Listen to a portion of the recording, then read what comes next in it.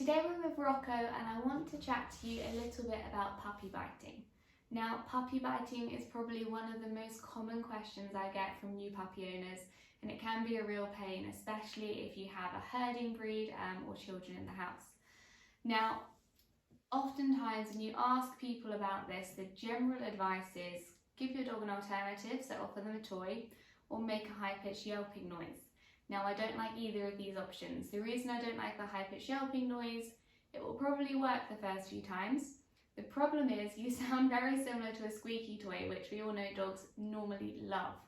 So you don't want to be replicating that noise. It's just going to spur them on. Thank you, Rocco.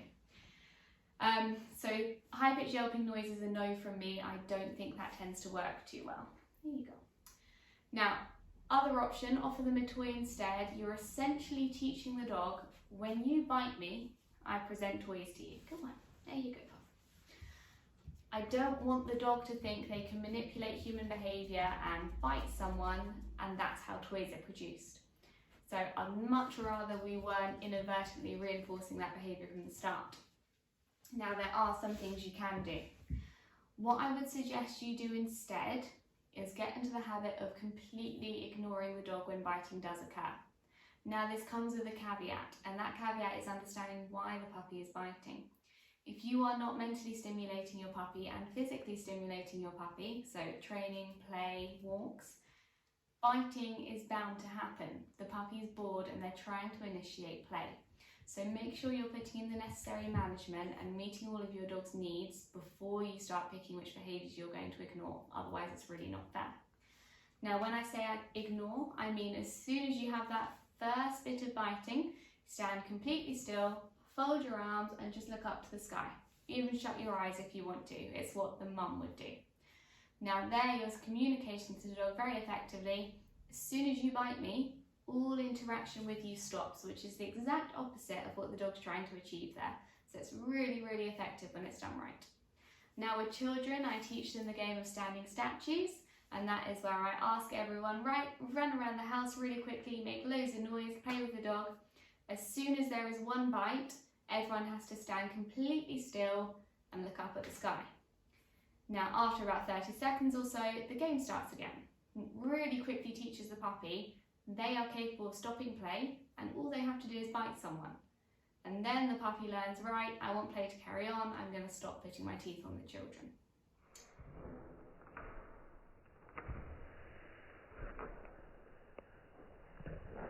Essentially, what you do, if the puppy accidentally gets your hand, you go, hello, drop the toy, look up at the sky, ignore the dog.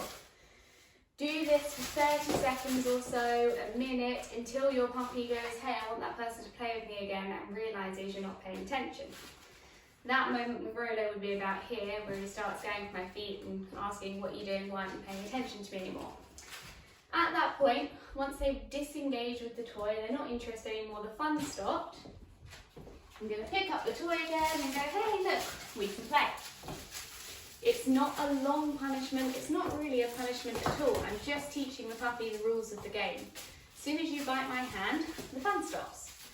When you stop trying to bite me, the toy gets picked up again and I engage with you. Good boy. Now, another thing to bear in mind is how you stroke the dog. If I start trying to stroke Rolo whilst he's playing with this toy, I am absolutely signing myself up to get a bit puppy bitten. Now, that is not because he is trying to be aggressive or he's redirecting onto me, simply because he's in this frantic mind frame. And again, he's being the model student, even though I'm stroking him here, and not turning around to bite my hand.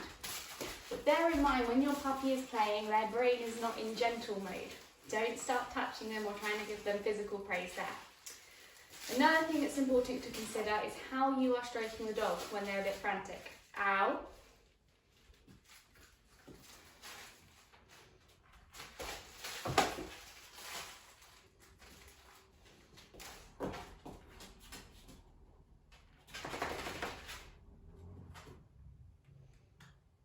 Yes, good boy.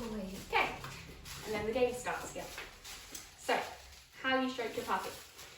If you are frantically stroking them very, very quickly, making lots of noise and being a bit energetic about it, you're ramping your puppy up and they're quite likely to turn around and go, okay, let's play, and start mouthing your hands. Try and think about stroking your puppy almost like you're giving therapeutic massage. Nice, slow, long strokes. Don't use your excited voice, use your calm with playing voice. Use your calm with not playing voice. Just wait until I get my hand out. And make sure everything you're doing is agreeable with the we're having calm affection time, not we're about to start playing. I know this is difficult with children, but the best thing you can do is set up practices. Ow.